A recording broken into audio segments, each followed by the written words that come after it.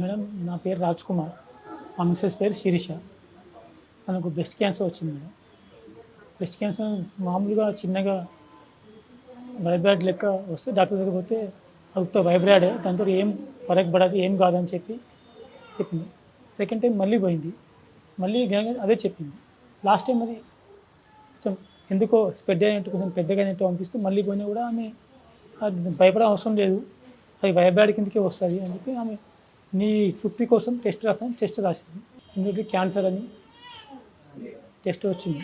Teaching job చేస్తుంది, ఇది bike నడుపుతారు, మెట్లెక్కి దిగుతారు, ఆయాసం వల్ల వస్తుంది కావచ్చు అని ఇది సిక్ అవ్వడు అనుకున్నాను.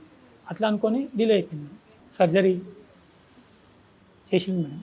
చేసినాక ఇక అక్కడ ఉన్న వాళ్ళు వేరే పేషెంట్స్ ఆయుర్వేద మెడిసిన్ బాగా పనిచేస్తుంది, పునర్జన ఆయుర్వేద హాస్పిటల్కి వెళ్ళండి మియాపూర్లో, ఒక ట్రీట్మెంట్ బాగుంది అక్కడ, ఒకసారి వెళ్ళి చూడండి అని చెప్పింది.